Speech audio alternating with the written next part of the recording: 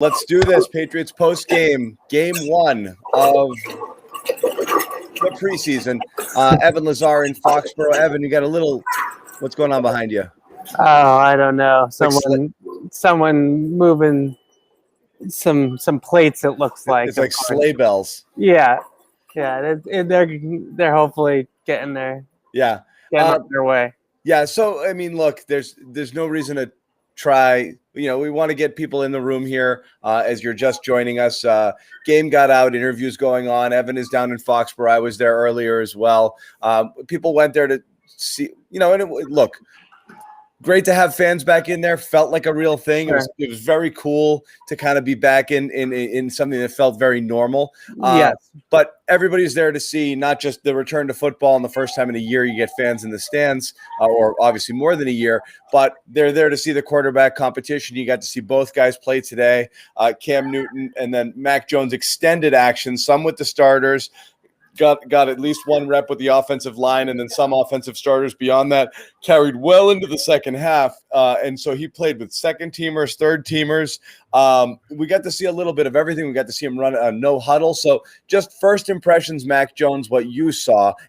And I'll say right out of the gate, results aside, the one thing that is very clear, it looks like a Patriots offense when Mac Jones runs it, less so when Cam Newton runs it. I think that's pretty clear, but I don't know what you're seeing when you're watching Mac there. Your overall thoughts on his night.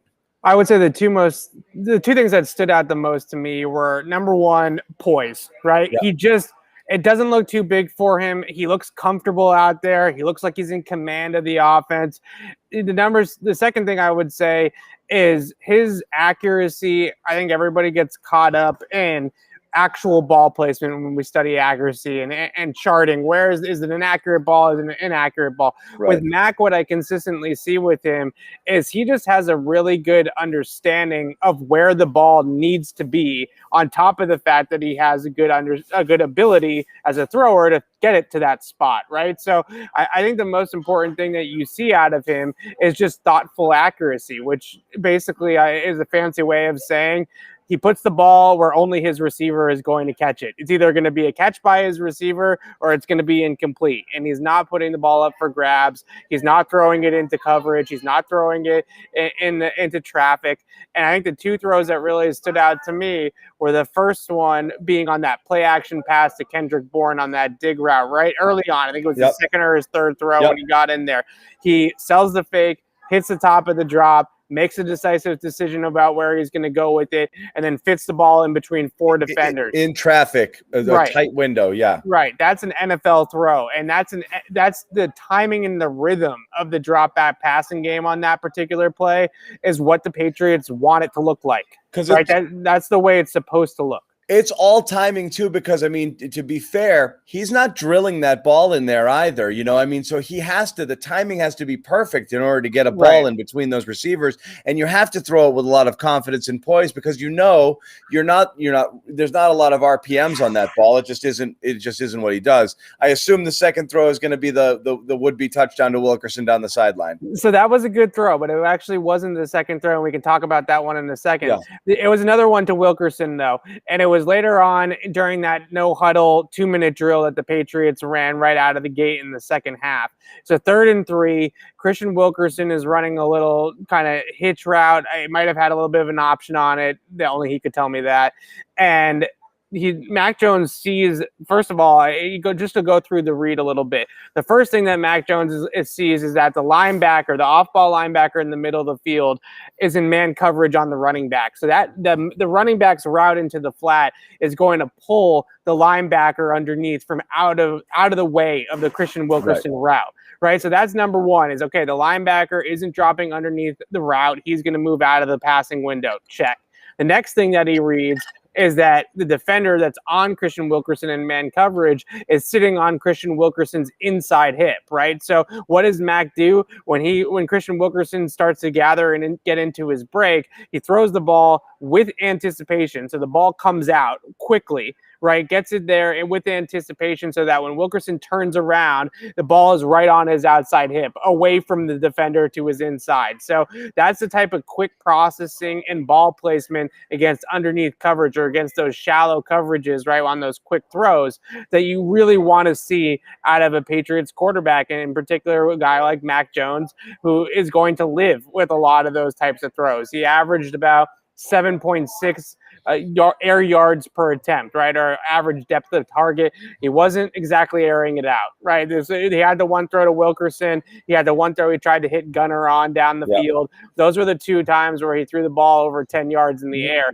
But those quick decisions, the good accuracy and the underneath throws, that looks like the Patriots offense. It looks like the Patriots offense. What we can't see, and again, I was there for a bit of it in the first half. But we do have the luxury of being able to see the field better, obviously, when you're at the game there. So you can't see on TV whether or not, he makes a throw if he missed somebody open. And so are any of those situations where, he might have been able to press it downfield and he took the easy check down? Was Mac being exceedingly cautious or conservative, or was he just taking what the defense was giving him? I think he took what the defense gave him beautifully, honestly. And the check down to J.J. Taylor was a great example of that. A couple of them. The coverage goes upfield, right? And the linebacker level, the second level of the defense, is trying to drop underneath those intermediate routes, which is really where Mac is trying to go with the football. And the defense knows that, right? The defense knows that he's going to attack that area between the numbers at the sticks, and that's where the Patriots want to live. So they kind of back off, right? And then instead of just holding the football and trying to see if somebody comes open at the second or the third level of the defense, he dumps it off to J.J. Taylor, and J.J. Taylor ends up running for 11 yards on the check down, right? Because those linebackers aren't able to close on him quick enough because Mac gets the ball out so quickly. So those types of quick decisions and getting the football out and knowing, okay, this is what the defense is giving me. This is the best option that I have on this particular play. I don't want to call it Brady-like because that's unfair to him, but that's the type of timing and rhythm and just sort of the idea of the whole offense, right? That's what they're the objective that Josh McDaniels is trying to get across to Mac Jones. Now, I thought the moments where he did have a few slip-ups, the slant/under route that he threw on third down, that was a lightning quick decision that he probably should have looked to try to hit a longer route down the field. It was a 3rd and 6 on the third down where he took that was probably the one where that play was going nowhere. Even if he hits it, he needed something more than that, and that was a bad read probably. He seemed to dictate a lot of things that he was doing pre-snap, and before that he hit Christian Wilkerson on a little comeback route on 3rd and 5 or 3rd and 6, and he was able to convert it and get it past the sticks. It was slant flat to the right side for him, and then he had the backside route with Wilkerson, and he saw the one-on-one with Wilkerson and said, I'm just going to attack this matchup over here. Yeah. And there was numbers for the defense to his right with the combination. And he said, I'm going to attack this matchup over here. And it worked out for him on that. The next time he kind of went back to that well again, and it sort of seemed like a little bit of a force. The other thing I would just mention, and this is one throw and one minor little detail, but he threw a ball in the flat to Jakob Johnson, that Jakob Johnson made a nice to reach down for, but it was behind him. He made a nice catch on it. And I wouldn't say that it was, I'm not going to nitpick the throw in terms of the accuracy and things like that. But if you watch Mac Jones's feet, he was so mad. If you watch Mac Jones's feet on that particular play, his dropbacks from under center, I think, is still a work in progress for him. And it's not something that he did a ton at Alabama. Yeah. This was a quarterback that operated in the shotgun over 90% of the time in college. So I think that you watch his footwork on play action drops, it looks pretty smooth, but straight dropbacks from under center like that particular play, they're not going to happen a lot. Maybe they'll do it 2 or 3 times a game, but they're not going to happen a ton. And we saw that a little bit as of a struggle there on that particular play. But the last thing I wanted to say about Mac is just, especially in that no huddle sequence in some of the series that they got into in the second half, you definitely saw a script for Josh McDaniels with Mac Jones, right? You saw the Mac Jones offense sort of come to fruition there. They ran a couple of run pass options. They ran a quick no huddle, high pace, short passing attack. You saw what the vision was a little bit. They did tip their hand, I thought, just a tad of this is what it's going to sort of be like when Mac Jones is the quarterback, and it looks like an offense that he can run pretty well. Well, so again, in addition to people will always, you're going to analyze the performance and nitpick it. And, we do this at training camp and everyone's charting completions and plays. And this guy was good today. This guy was good today, and back and forth. But reading the tea leaves just into how the choices they made today, which was give Cam his series and then let Mac run, and then and have Mac do everything. And again, this has been, I think, clear from day one of training camp. It is clear they are trying to see whether he's ready for this job, and they're throwing every single thing possible at him. And tonight seemed like another case of that, which is go try it. Run with the ones, run with the twos, run a no huddle. You're out there, kid, go. And he just did. Right. And that's, I think, a really good point about the no huddle element of it. I thought was important. And Belichick mentioned after the game, he was asked why no huddle in that situation. He wanted the 2-minute drill before the half. They actually called a timeout before the half, and the defense just couldn't get off the field, and they didn't get it. And so they basically were simulating a 2-minute drill for themselves at the beginning of the third quarter by going no huddle with Mac. And then the other thing that I think was really important was that one series that he got with the starting offensive line, because they could have waited and they could have put Mac Jones in the next series, or they could have just pulled the starting offensive line then and there. But they didn't. He got a series with Trent Brown, Shaq Mason, Ferentz, Onwenu, and Wynn. And I think that was telling. Now, Cam's the starter, right? I mean, Cam was the guy that started tonight. He is the guy that's running with the ones in practice. He's the guy that's running with ones in pregame warmups. He is the starter right now. But when you see it, I mean, when you look at this offense, the Patriots offense comes out when Mac Jones is in the game. And secondly to that, you definitely see them giving him all the opportunities they possibly can to have him run through that door, right? And he's going to have to knock the door open. He's going to have to kick it in, right, if he's going to take the job week one. But you see them giving him that chance, and I'm really fascinated. I'll be out there in Philadelphia early next week. I'm really interested to see in those joint practices how much run Mac gets against the Eagles starting defense next week. Well, my philosophy is a little different than yours, Evan. I know you'd say he has to win it. Part of me thinks he has to just not lose it. Not to say it's his. He has to look like he's not lost.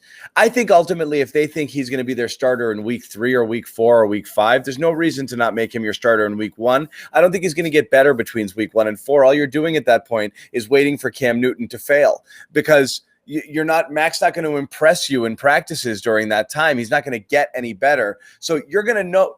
If he's ready in week 4, he's ready in week 1, because he's probably going to be the same guy. You're really just rolling Cam out there so he fails and waiting for him to fail if Mac is going to be your starter. So my opinion, I believe if they think it's close, it makes sense to just roll the dice with Mac.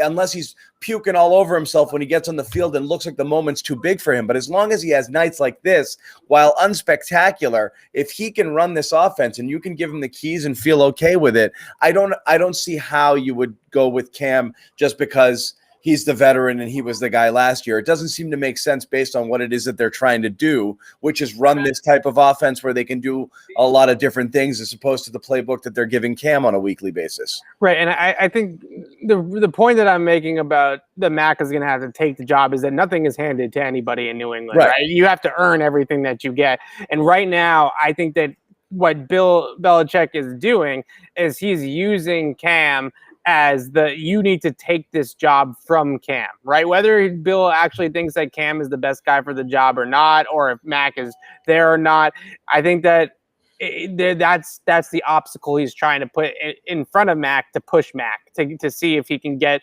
what he wants out of him.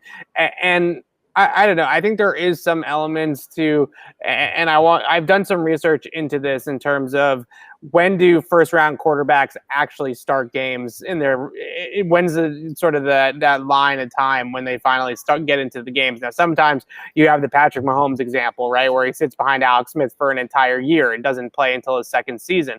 But for the most part, if you draft a quarterback in the first round, that guy plays not necessarily right away all the time, but he plays in his rookie season, right? You don't draft a guy at that point and not play him, right? But again, most quarterbacks you're talking about picked at the top of the draft are being picked by teams that obviously had massive quarterback issues, and you know that they're looking to start those guys. In a case of an Aaron Rodgers or a case of, even again, Mahomes was a number 10 pick, but you're right. It's still a good team with a competent starter here. The demarcation line usually seems to be right around the time where you feel like you're out of contention or, and you're like, well, we have nothing to lose. Let's let the kid grow. But the Patriots don't want to do that this year. You don't want to go 1-3 with Cam before you pull the trigger there. You want to put a guy out there who you think gives you the best chance to win. Who do you think at this moment that person is?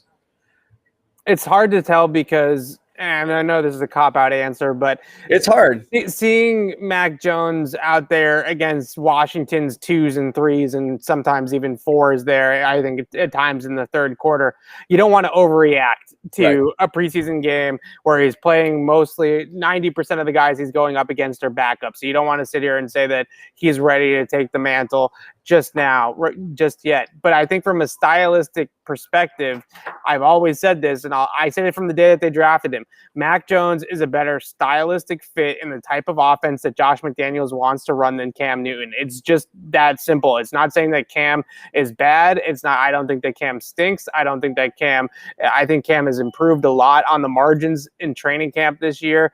But I do think that the offense runs the way that McDaniels wants it to run with Mac. He sees the game the same way. He gets the ball out in a timely fashion. He does everything that you want a quarterback to do within the structure of this offense. And we talk a lot about Brady comparisons, and you can take those or leave those. The guy that I constantly see when I see Mac play out there, a lot of Pennington comps, but I'm going with another quarterback that wore number 10 for the Patriots not too long ago. Yeah, he looks a lot like Jimmy to me. He's actually, if you put them side by side based off the measurements, they're about the same size, right? And they both have quick releases. They both throw within 20 yards extremely well. They throw a good touch down the field, but they're definitely known for quick processing, get the football out, accuracy within 20 yards, that type of stuff. And I think that Mac might be a better deep ball thrower when it's all said and done than Jimmy, but I'd see comparing him to Brady is totally unfair, right? So if you're going to try to make a comparison to a viable NFL starter right now, I see a lot of Jimmy G. Fair enough. And I think that's not a terrible comp. I actually still think there's a 10% chance Jimmy G is on the Patriots before this is all over. Your thoughts on a very limited performance, Cam? And again, first drive stalls out. Obviously, he didn't get a lot of help. Certainly not from Isaiah Wynn, who who I thought might have to look for another job after Chase Young. I actually didn't even, just on that play alone, did it look like did Wynn hear a whistle or something? It looked like he stopped playing.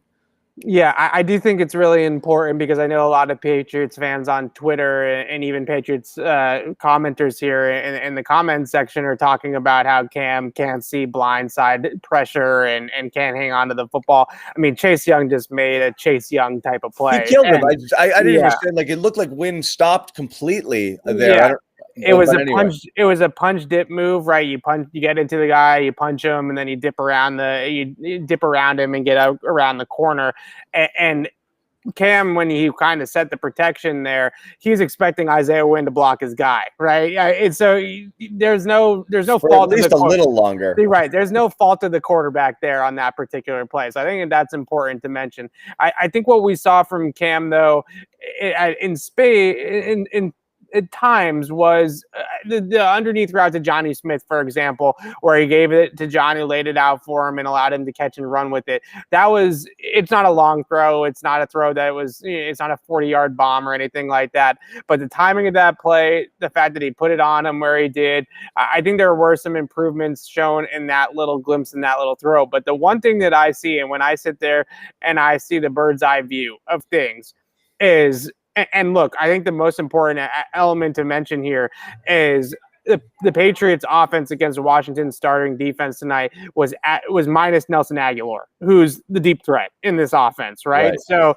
at some point in time, Nelson Aguilar will be here, and then it's going to provide that field stretching ability. But the problem that I saw from the bird's eye view is that the way Washington, even in a preseason game where I don't think that they were doing a whole lot of game planning and stuff like that, they were crowding the line of scrimmage when Cam was in the game, right? They had 8, 9. One play I saw they had 10 guys in the box, right? And it was the same. The safety is maybe 10, 12 yards off the line of scrimmage at most. It was the same compacted area that it was last year. And that is a concern to me that I thought that Aguilar would fix. So maybe he still can fix it when he comes back.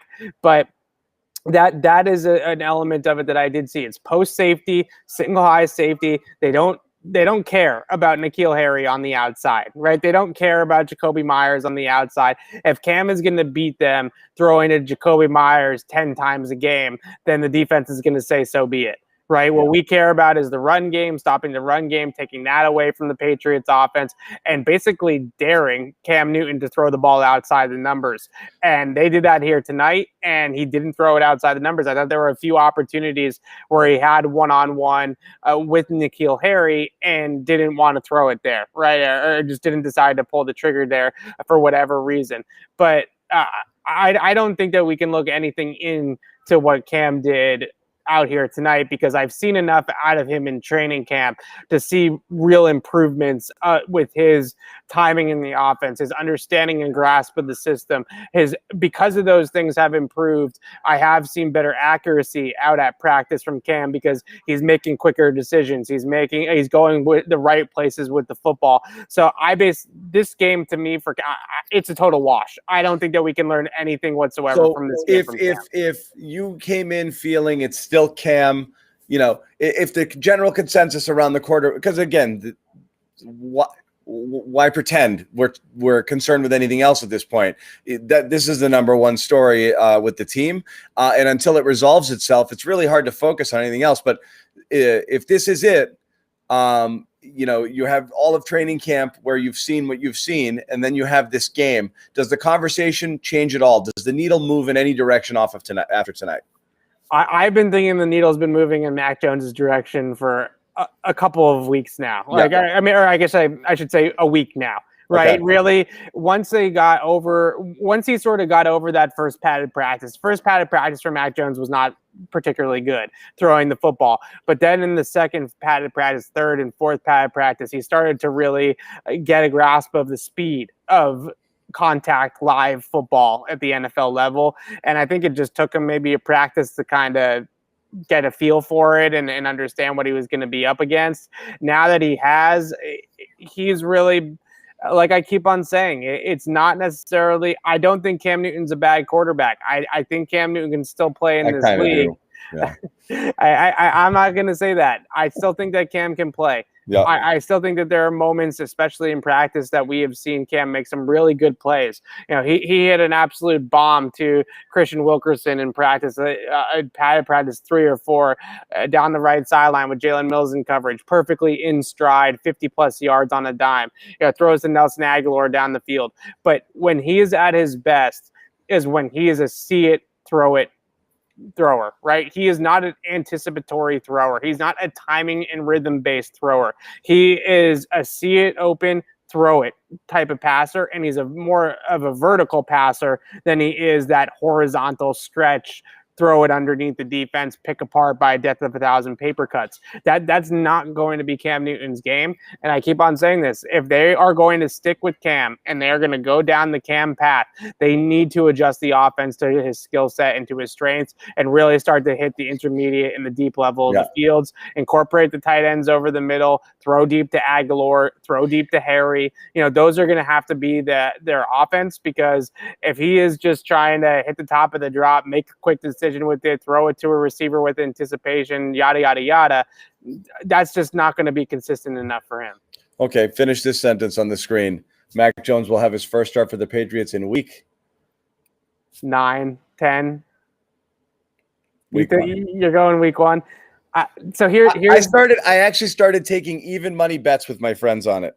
Okay, so here's the two things I'll say, and I know that. Let me ask you this for real, and I want to hear your thoughts, because I don't know if you think Bill thinks this way, but as I said, I don't know that Mac plays his way into the starting role any more than Cam loses it. And if you create an environment here where that's what's happening, that's not great for anybody, right? That's why I think if it's close, it's Mac, because if that's ultimately where you want to get to, you might as well get there now, because the worst thing you could do is put Cam out there, have him have an 11 for 24 opening week loss, and then immediately, and again, Bill doesn't care about controversy. That's something that it's fan and it's media driven, but that's going to be an issue. You definitely have Cam guys in that locker room versus Mac guys. It's going to be an uncomfortable situation if a guy's just basically you're setting him up to fail, because I don't believe they want Cam Newton to be their starting quarterback all season long. I mean, maybe if he was playing at an elite level, but if it's anywhere close to the guy you saw last year, inevitably I think he's going to fail. He's going to come out of that. If they had Mac Jones last year, Cam Newton would have been benched at some point. There's no question about it. They didn't. They had Stidham, and that's why he stayed in there. So what's your take on it? So I think that there is a lot of elements to this that we have to keep in mind. And I know that people are going to roll their eyes and say that there's no way Bill thinks like this, but I really do think he does. First of all, week 4 against Tampa is a game that we have to think about. Yeah. I don't know. Maybe he wants to see if they put Mac in there because he gives them the best chance to win. That's what we'll hear all week from Bill Belichick. Now, maybe he also thinks if Mac is going to be made of anything in this league, he can't be afraid to go up against Tom Brady in his return to New England, right? He has to be able to rise to that occasion. But to me, week 5 is the earliest that I see that happening, because I don't know if it's the post-Brady game. I just don't know if Belichick wants to make it truly Mac versus Brady, because the comparisons for Mac are already going to be extremely lofty. And if you put him in there in that situation, especially if he gives Brady a game or even beats Brady, then the hype is going to be absolutely unreal. The other element that I think is important, and again, I know that this feels ridiculous, but week 8 in November, Cam Newton goes back to Carolina, right? And that's his homecoming and his game back in where it all started, and his version of the Patriots for Tom Brady to a degree. And for a guy that fell on the sword essentially for Bill Belichick last year and has done everything right, has been the leader that they wanted him to be, worked his butt off, is Bill Belichick going to make Cam Newton go back to Carolina as the backup quarterback to a rookie? I don't know. That's part of it I have a tough time with, because a lot of those veterans in the locker room, I think, are going to look at that and say, damn, if Bill will start Mac and put Cam on the bench and make Cam go back to Carolina as a backup quarterback, what would he do to me, right? What would it? I'm chopped liver then, right? Those types of things. So I don't know if Mac is going to win this job at a camp or out of the preseason here in week 1. I don't know. We're so far away from that. It does sort of feel like maybe Cam isn't here, because that's my thought too. I don't know how they move forward with Cam Newton as a backup quarterback. He's not a backup quarterback. Again, my crystal ball, based on nothing other than my opinion, is when they decide that Mac's the guy, Cam is given a chance to maybe latch on with somebody else, right, after week 3 of the preseason or something like that.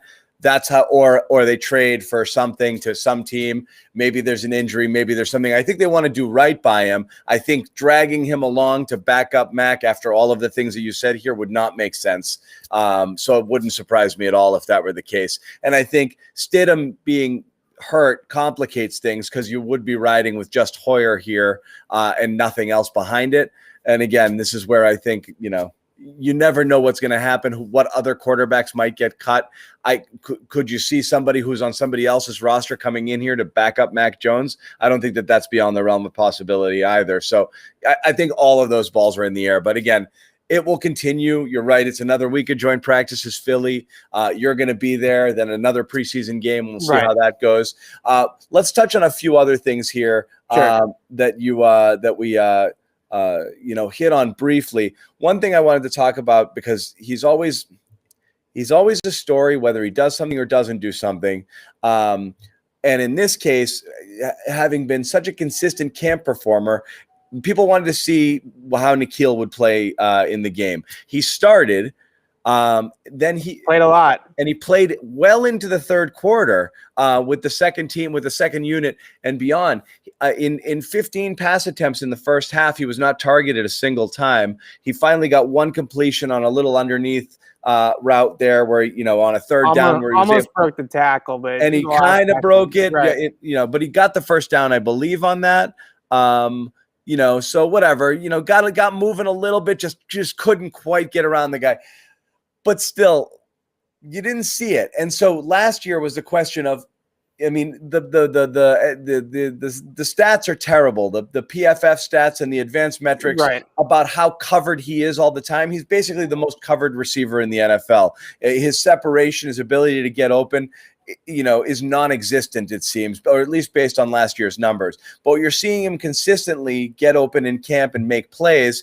Was he there were there plays to be made today? Could the ball have been, gotten to N'Keal, or was he running down the field just blanketed by somebody, all game long? The one thing I will say is it did feel, especially late in the game when he was still out there in the third quarter. Now, one part of me sat there and said, maybe there's a couple elements of this, right? Maybe they're trying to showcase him, right? That's element number one. You might want to throw to him if that's the case, but yeah. Element number two is maybe they wanted to give Mac Jones a viable receiver to play with, and that wasn't, no offense to Christian Wilkerson and Gunnar Olszewski and players like that, but just somebody to throw the football to. And number three it almost felt like it was, you requested a trade, I am going to make you run wind sprints for 3 quarters in a meaningless preseason game.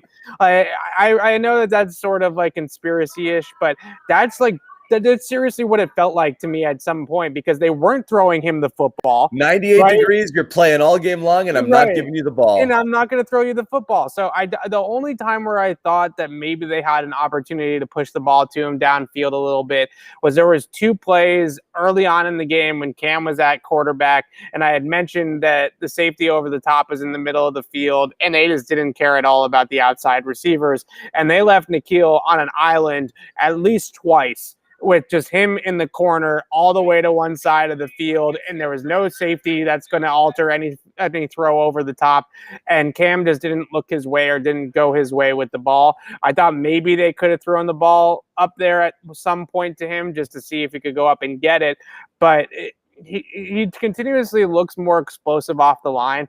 I don't know how much to look into it just yet, but when you see him build up speed now, especially in that first 8 to 10 yards, and in the past, it was like his feet were in stuck in mud, right? Like he was wearing cinder blocks around his feet. Now he does have some explosiveness and some giddy up when he comes off the line of scrimmage into his routes. So hopefully that can develop into more production for him down the road, whether it's here or someplace else. But tonight it kind of felt like he was just out there running wind sprints for the Patriots on the outside. And he was playing the X receiver spot without Nelson Aguilar. So I think it's pretty clear that he is the backup X right now, and they might not view Kendrick Bourne or Jacoby Myers as a true X, and he might be on this team in that role. So, but if you're starting in 2 receiver sets with a full healthy roster, you think it's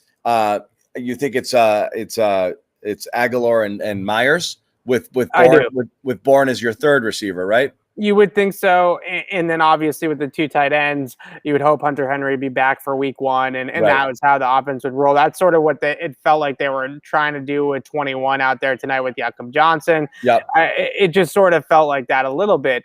But I think that the biggest thing that you saw in terms of Aguilar being on the field in practice is what I mentioned earlier about the safety over the top, right? When you have a guy like Nelson Aguilar who can actually run deep routes and get open down the field and has legit NFL speed, it makes the safety alignment a little bit different, right? It makes the offense a little bit less condensed. And out here tonight, that starting unit with Cam, obviously they missed Hunter Henry, but I thought that even more so to a degree, they missed Nelson Aguilar because they just didn't have a field stretching element at all. Especially with between Harry and Myers, there's just, you don't have anybody who's right. at all a threat to run by you on the outside there. So last thing, again, sticking with, defense, hard to say here. Anything that you liked on the defensive side of the ball? It's, again, a bit of an incomplete. You're really shorthanded in the defensive backfield. This is an issue with or without Stephon Gilmore. And will continue to be until that gets resolved. And even after it gets resolved, because they don't really have a lot of depth there. You've got Jalen Mills is covering Terry McLaurin to start the game. Yeah. That's one of the best receivers in the NFL. And Jalen Mills is like a safety nickel corner. I'll play all over the field. Not traditionally the type of guy that you would place on, another team's top receiver and say, hey, follow this guy around. So that's certainly not a recipe for success. And you have JC in there. Duggar, I thought, again, not looking great in coverage. And this is something that you've seen before.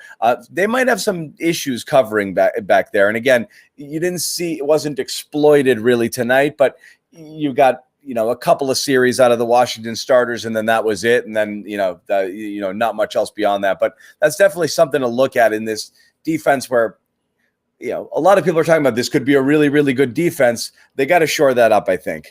So the front seven, I think, is good. Deep in droves.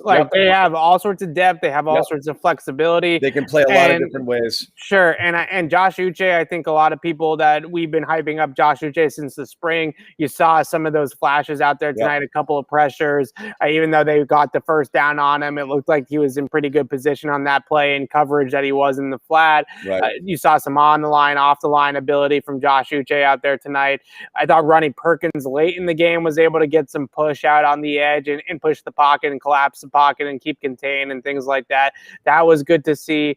I also thought that at times with that starting defense, there were some dominant run reps. In particular, the one obviously where Judon just exploded out of the cannon from the backside and was able to chase it down. When you watch that play, Lawrence Guy and Kyle Van Noy make that play on the play side, right? They're the ones that eat up the blocks on the play where the play is aimed to hit. And because they reset the line of scrimmage and there was no downhill element for the offense, it allowed Judon to catch up from behind and make the play that he made. So Lawrence Guy taking on combo blocks and not moving, Kyle Van Noy blowing up tight ends, same old, right, from those two guys. That's some Lawrence Guy. Lawrence Guy is he is a technician.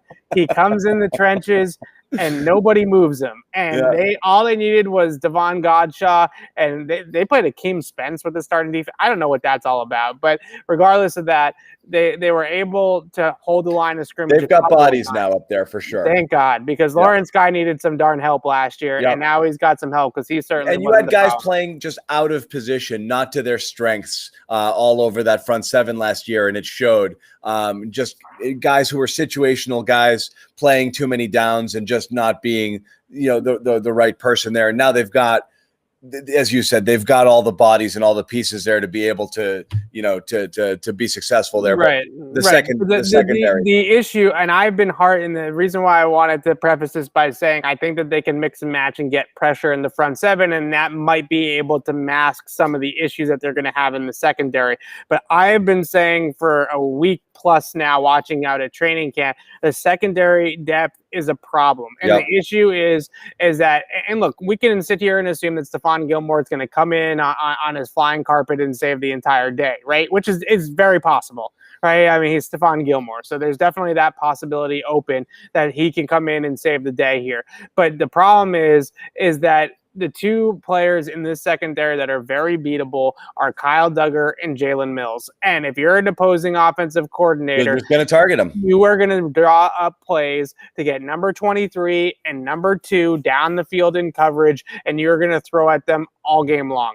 And you don't have to throw at 23 and 27. You don't have to throw at 31. Right? You don't have to throw at those guys. You can throw consistently at the weaker links, and that's what the NFL is all about now. All these teams, they got 4 or 5 guys that can go out there and catch passes.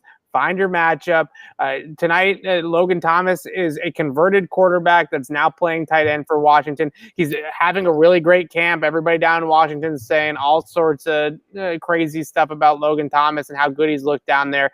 But Kyle Duggar on that particular play gets back shouldered. It's a tough play. He's got inside positioning, inside leverage. They made a nice kind of call. He wasn't able to turn his hips to follow him when he broke outside, nor did he turn his head. As soon as Thomas made a move, Duggar just kind of floated. I mean, he wasn't even close to defending that play.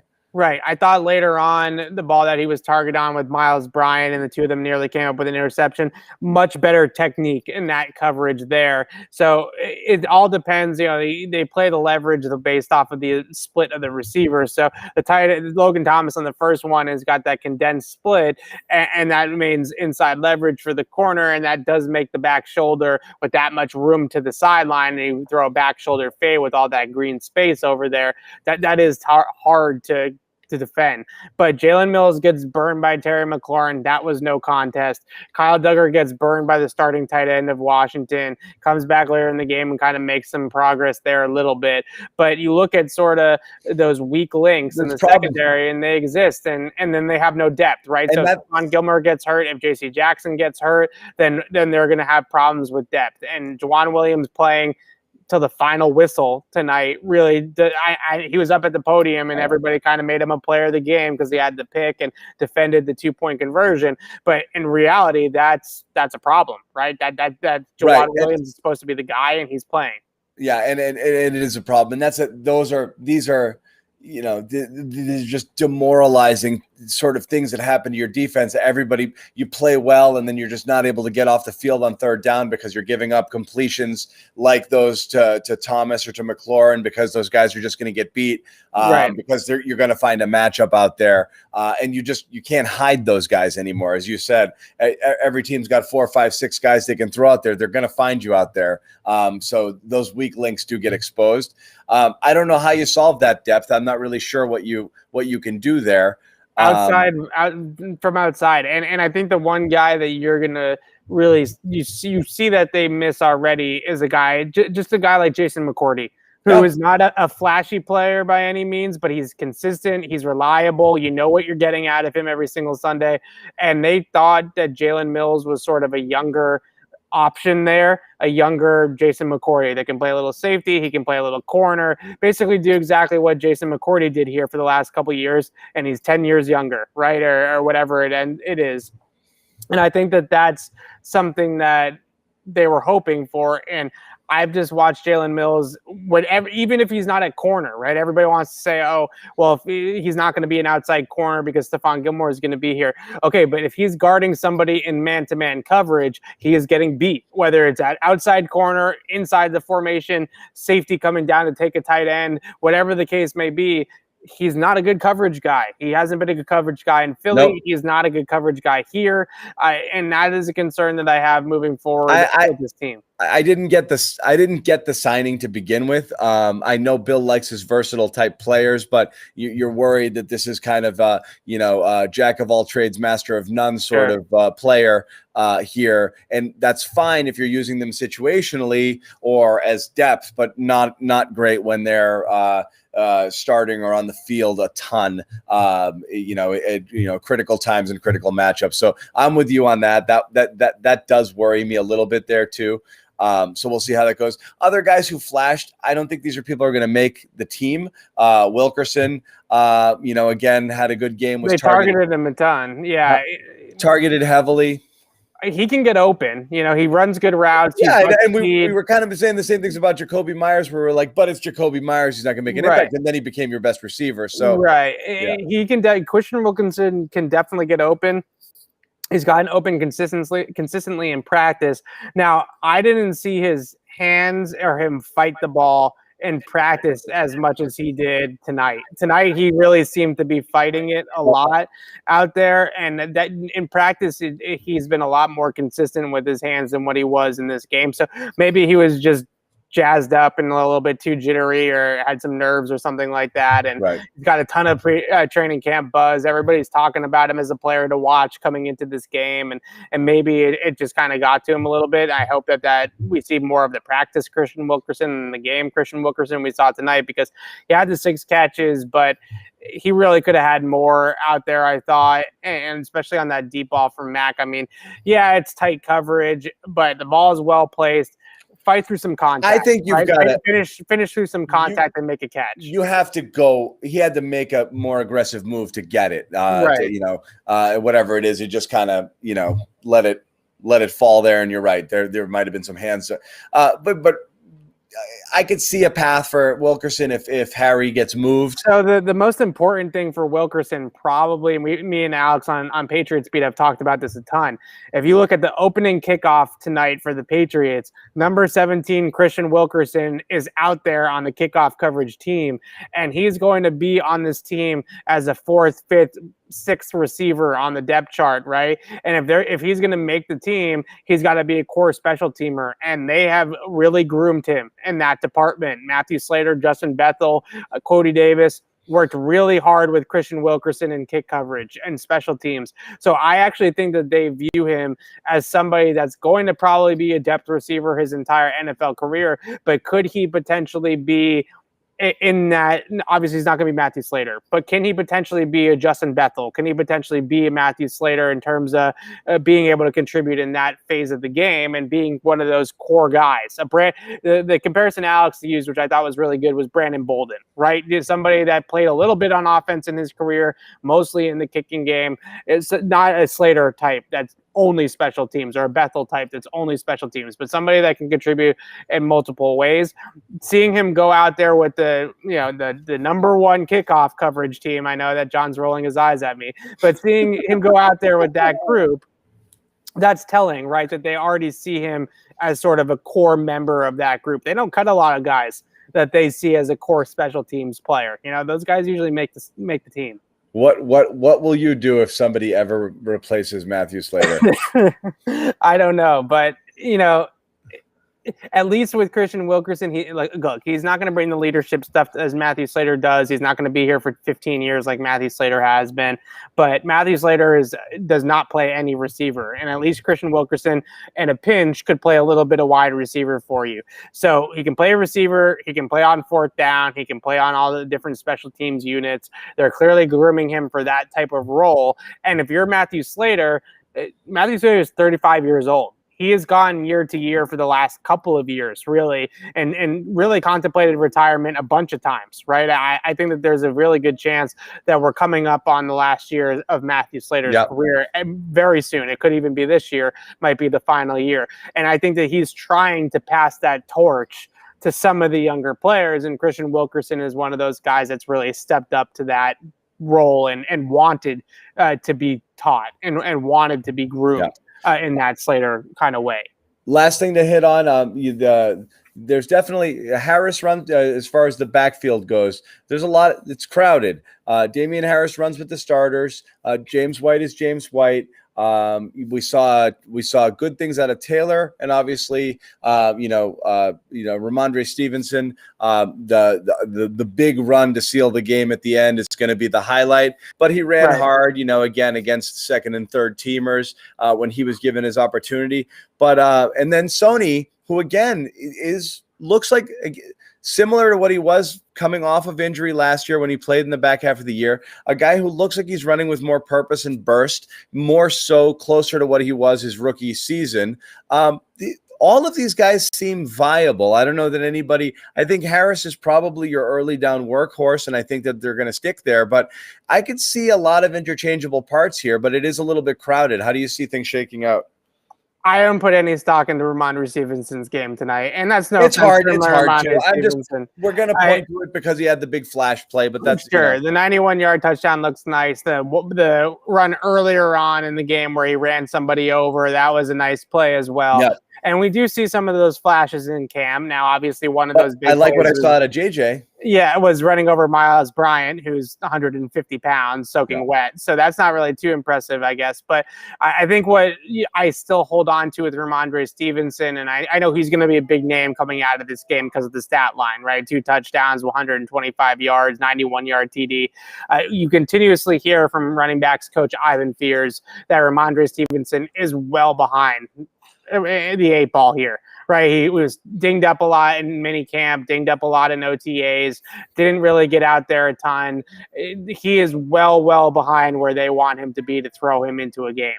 That's not a preseason game. Sure. So he is 110% headed towards Patriots rookie red shirt, 110%.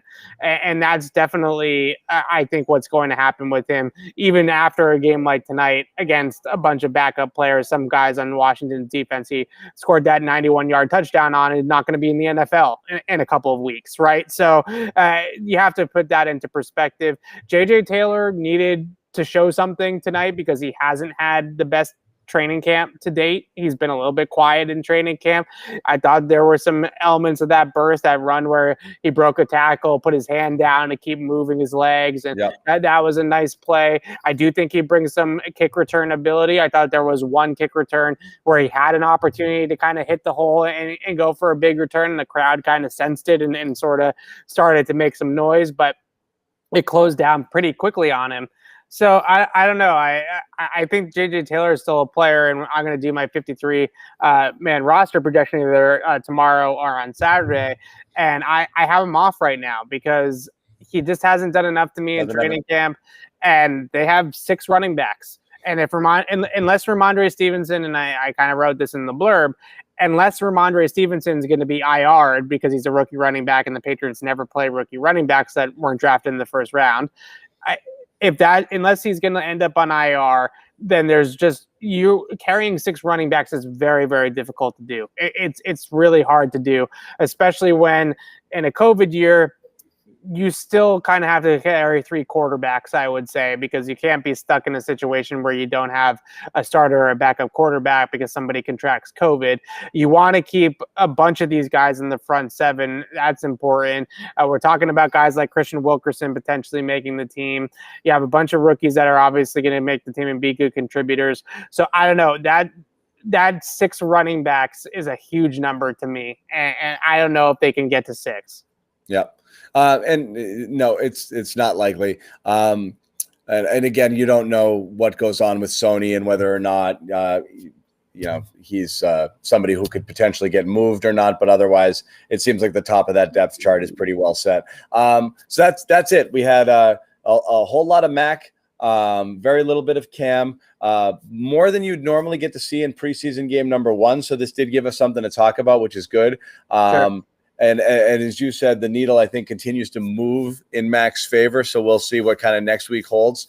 You're saying week 9, maybe week 5. I'm saying week 1. I'm sticking with it.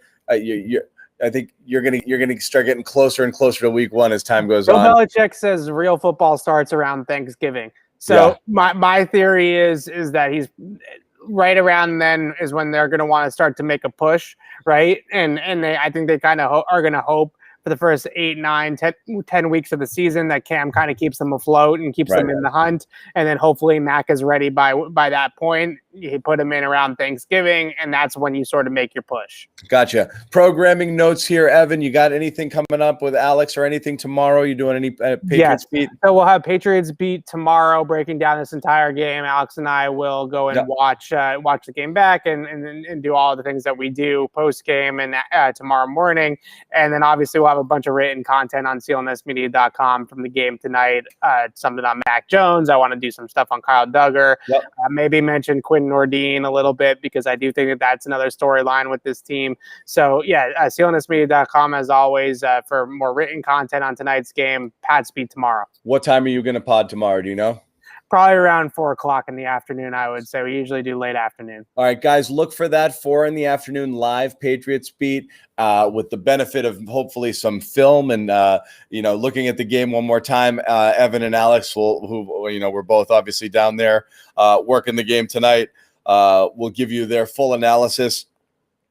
YouTube channel if you want for all our post-game reaction, Patriots Press Pass. Subscribe if you haven't already. You're probably watching on it right now. Any Celtics fans out there? And I know there's some crossover people, and some of you guys were on our Celtics post-game show earlier tonight. Ton of Celtics content coming from Vegas. We've got a couple of reporters down there covering the Celtics at Vegas Summer League. They'll be there for the rest of the week, so you want to check out that content over there as well.